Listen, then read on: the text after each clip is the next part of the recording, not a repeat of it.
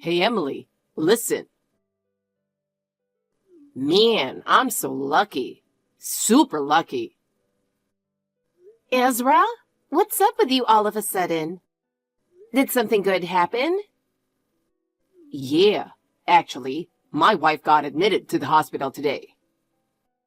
Wait, your wife's in the hospital? Why? They said it's pneumonia. What? Pneumonia's pretty serious, right? How did that happen? She's been saying she didn't feel well lately. She was coughing and had a fever. But I didn't pay much attention. I thought it was just a cold and nothing serious. But apparently, she couldn't stand it and went to the hospital. Turns out it's pneumonia. The doctor said she was really worn out and stressed. Looks like her immune system was weak, and she ended up getting worse from the cold. I never thought she'd end up in the hospital, though. I see. It's pretty funny, right? She doesn't even work enough to get stressed. But why is it lucky that your wife's in the hospital? She probably won't be discharged for about a week. So in the meantime, I can see you every day. Ah, I see what you mean. Anyway, I'm finishing up work soon, so I'll head straight to your place. Okay. Man, I can finally relax for a bit. It feels like I've been given a long vacation. But aren't you going to visit her in the hospital? It's fine, it's fine. I'll just make up some excuse about work being busy. Besides, I don't even want to see her face. That's so mean. If you feel that way, why don't you just get a divorce? Well, yeah, but she pays half the living expenses and takes care of all the housework.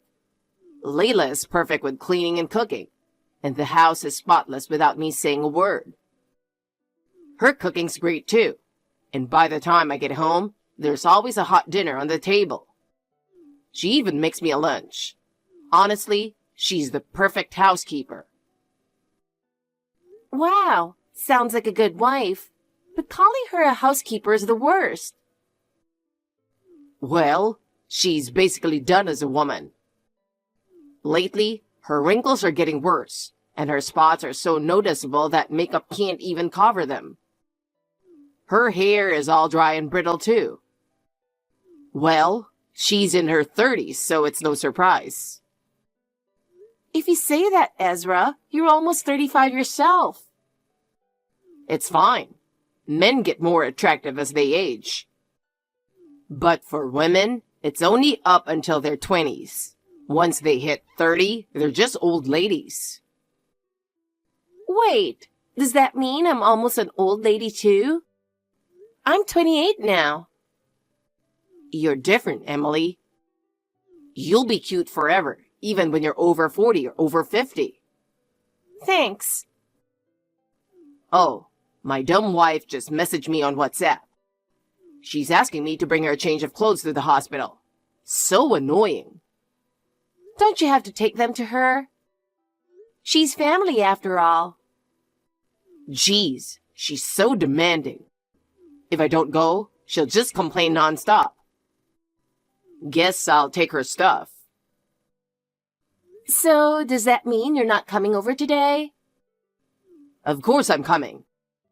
I'll throw the clothes at her face and head straight to your place. Poor Layla. By the way, our WhatsApp conversation is hilarious. What happened? I said, I'll bring the clothes right away. Is there anything else you need? And she replied, no, I'm good. Thanks for being so thoughtful, darling. Man, I sound like the perfect husband. Even though you're actually cheating. Look who's talking. True. All right, I'll be waiting. Okay. Ezra, do you have a moment? Ah, sorry. I'm at work right now. There's something I really need to tell you. I just talked to the doctor. Wait, what? Could it be that you might get discharged earlier than expected? No, it's the opposite. What? My condition is worse than we thought. Are you serious? I just had a really bad attack and I couldn't breathe. Every breath hurt my chest. I suddenly felt like I was about to stop breathing. Kept coughing and it was so painful I almost blacked out. At that moment, I genuinely felt like I was in danger. Was it really that bad? Yeah, I'm on a ventilator now, but without it, I can't breathe properly. I'm not getting enough oxygen and my head feels fuzzy. On top of that, my chest feels like it's burning, and I was so scared. Seriously? I'm sorry for being such a sickly wife. I always tried to take care of my health, and I thought this was just a cold, but it turned out like this. Wait, what? So without the ventilator, you might die? That's what they said. I'm hoping this won't last forever, but right now, I'm really scared. I can't believe it. How did things get so bad? Hey, Layla. What? Where do you keep your life insurance policy? Huh? Oh, I just realized I don't know where it is. Why are you suddenly asking me that? Do you think I'm about to die or something? No. It just crossed my mind. I mean, it's not just you. Nobody knows when their time will come, right? And, well, you're in pretty bad shape if you need a ventilator. If something happens to you, there'll be funeral costs and all that. So I figured it'd be good to know, just in case. I can't believe this. Don't ask me something like that at a time like this. I'm trying my hardest to get better. Of course. I want you to recover too. But just in case, tell me. Where's the insurance policy? It's in the drawer in the bedroom. What's wrong with you, seriously? I'm sorry. Are you secretly wishing I'd just disappear or something? Of course not. Don't say weird stuff like that. Then stay with me all night tonight. Huh? Lately, I've been so scared I can't sleep. I want you to hold my hand the whole time. Layla. If you don't want to, it's fine. Of course not. All right. I'll stay with you all night. I'll hold your hand until you fall asleep. Thank you. Emily, guess what? We're free now. Wait, Ezra? Why are you calling this late? I unplugged my wife's ventilator. What? We can use the life insurance money to have the most extravagant wedding ever. Wait a minute. I don't understand what you're saying at all. I'm proposing to you, Emily. That's not it. What do you mean by a ventilator? Oh, that?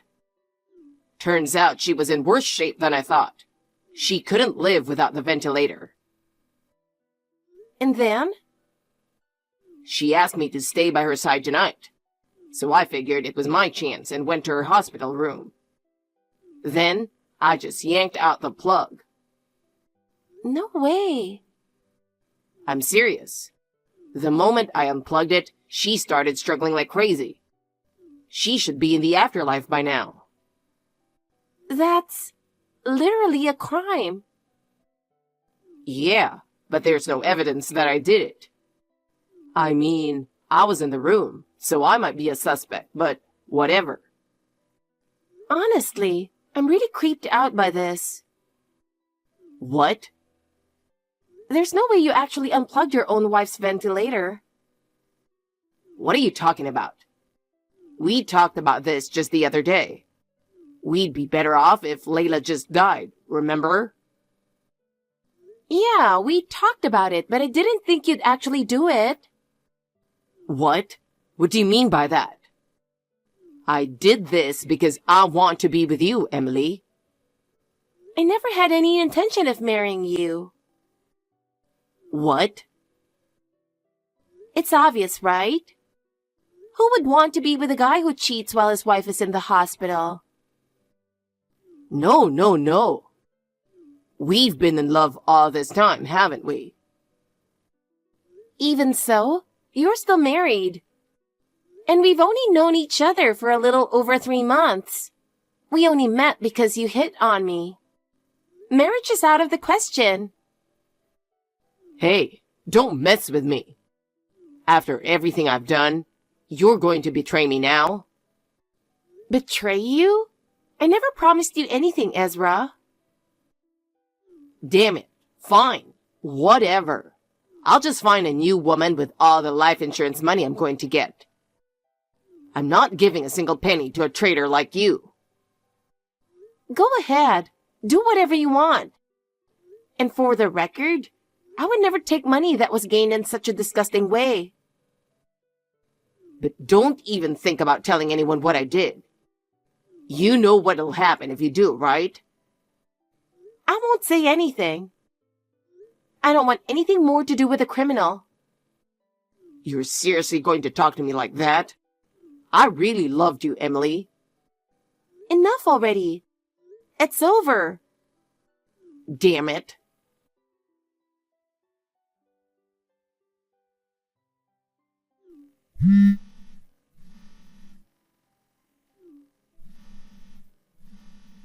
Emily, please, pick up the phone.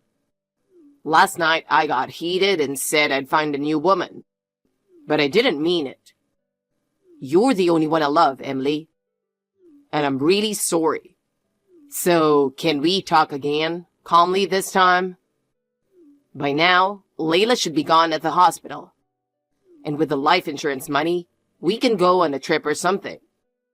Or I can buy you anything you want. What would you like? A designer bag? Jewelry? Oh, right. You love shoes, don't you? I'll buy you as many pairs as you want. Come on, talk to me. I'll be waiting for you to text me back. Hey. Emily, I'm so glad you replied. Oh no, I was just about to contact you too. Seriously? That makes me so happy. I knew you didn't want to break up with me either. No, that's not it. I'm at the hospital right now. Huh? Why are you at the hospital? I'm here with your wife. No way. That doesn't make any sense. She contacted me early this morning. Apparently, she looked at my number. What are you talking about? She should be dead by now at the hospital. What? Are you telling me she called from the afterlife or something? But I'm fine. What? It's me, Layla. Emily, enough already. It's not Emily, it's Layla. Come on, stop it. That joke is seriously creepy. You're so annoying. Fine. I'll send you a picture of me and Emily as proof. What? It's real. Finally believe me? No, what's going on? I definitely unplugged the ventilator. So how come you are still alive? And why are you with Emily in the first place? Calm down, you scumbag. I'll explain everything step by step. Oh no. First of all, I've suspected you of cheating for quite some time. What? At first, I thought it was just my imagination.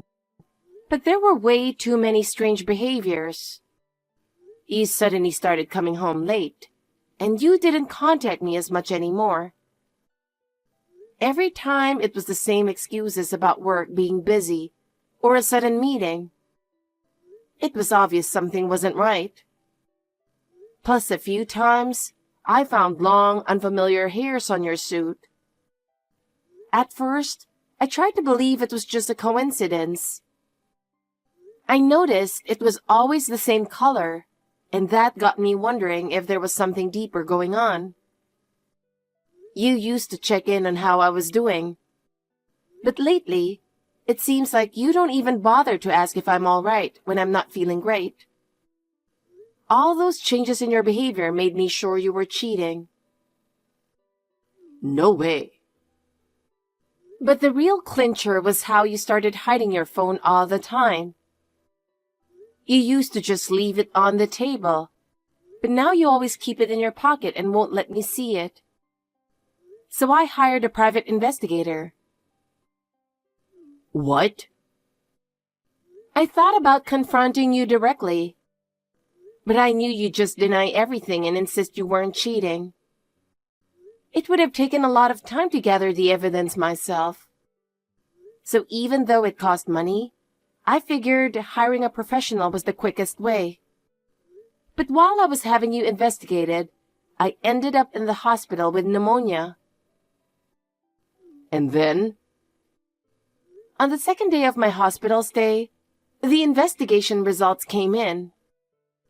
There were photos proving the affair, along with audio recordings of you two talking in some restaurant. What exactly did you hear? Things like, if Layla dies, I'll get a huge life insurance payout. And I wish she'd just die. And plenty of other disgusting conversations. Damn, you heard all that? So I decided to test you. If I gave you the chance to finish me off, what would you do? Wait, what? Are you telling me the ventilator was fake? It was just an oxygen concentrator. An oxygen concentrator is a machine that collects oxygen from the air and supplies it in a more concentrated form. It's easy to use at home, and it's often used by people who have trouble breathing or chronic lung diseases. In my case, the pneumonia was mild, so I wasn't in any real danger. Using the concentrator just made it easier to breathe, and even if you turned it off, it wasn't life-threatening. In fact, when you cut the power, I only felt a little short of breath, nothing dangerous. So when I turned off the machine, you weren't actually going to die? Exactly. If you'd known the difference between that machine and a ventilator, your plan would have fallen apart right away. But you didn't, so it worked out. Of course, I didn't. I'm not a doctor. But I was really surprised. The moment I pretended to fall asleep, you went ahead and turned it off. I guess I was really that much of a burden to you. You were faking sleep? You tricked me? That's right. I made sure to put on a good act of struggling. I held my chest, pretending I was really out of oxygen, and coughed for effect. I widened my eyes and made a face like I was nearing death. I really thought you were suffering. Pretty convincing performance, wasn't it? I even made my hands and feet shake as if my body had reached its limit. Then you gave me this nasty grin and said, "This is the end," as you left the room. At that moment, I whispered, "Idiot," under my breath. But I guess you didn't hear me. So what? Are you telling me I've been under your control this entire time? Pretty much. I didn't expect you to put on such a big show, though. Man, I look like such an idiot. Well, you are a hopeless idiot. Shut up. So what's the deal with you being with Emily right now? I had her contact info from the investigation results. So I called her in to talk about the divorce settlement and a few other things. After that, I was going to call you in too. I see. I've heard a lot. You really thought you'd gotten rid of me and then proposed to her, huh? Well, you tried to finish off your wife in the hospital to be happy. How much of a lowlife can you be? I was genuinely in love with Emily. Then you should have proposed to her after we got divorced. If you really loved Emily and wanted to divorce me, I would have agreed without a problem. But that's... You thought of me as just a convenient housekeeper, didn't you? No, it's not like that. Emily told me everything. Hey, Emily. And then, when the chance came to get rid of me, you aimed for the life insurance? You're a terrifying scumbag. Honestly, I feel like I'm the one who should get rid of you from this world. Hey, Layla. What? What are you planning to do after all this? You're not thinking of divorce, are you? Of course. Who would want to stay with a cheating criminal like you? But you're still alive. I'm not a criminal. You deliberately turned off the machine with intent to kill, didn't you? Well... At that point, you've already committed a crime. Legally, it would be considered attempted murder. Wait, are you planning to report me to the police? Obviously. Go enjoy some prison food. No. Please, forgive me. Oh, and by the way, Emily never wants to see you again. What? When she heard you unplugged my oxygen concentrator, she was completely shocked. Even though she was involved in the affair, she seemed to have more of a conscience than you. Then I'll have nothing left. That's right. Oh, but you'll still have your criminal record for life. I don't need that. Make sure to handle the divorce before you go to prison. And don't forget the alimony payments. My life is over. Well, goodbye, loser. Wait. How long do people usually stay in prison for something like this? Well, about 3 months, maybe. Oh, is that all? I can handle that. It'll be over before I know it. Nope. Attempted murder carries a minimum sentence of 5 years. You're really stupid. You could have at least Googled that, you idiot. Damn you. Well, this is really goodbye. Marrying you was the biggest regret of my life. Don't say that. Please, I'm begging you. Forgive me. Not long after that, I divorced Ezra. When I demanded alimony from both Ezra and Emily, Emily paid it all in one lump sum without complaint. Ezra, however, begged me to let him pay in installments because he didn't have the money. But I insisted that he pay it all at once, even if he had to go into debt. In the end, Ezra had to bow down and beg his parents to cover the amount. Ezra was convicted of attempted murder and was sentenced to 5 years in prison. It seems he's been disowned by his family, friends, and acquaintances after the incident. So even after he's released, his life is going to be rough. As for me, I've been discharged from the hospital and am back at work, living happily every day. Since divorcing Ezra, my health has improved, so it's possible that he was the cause of my stress all along. I've had enough of hospitals, so I'm going to make sure I stay healthy from now on.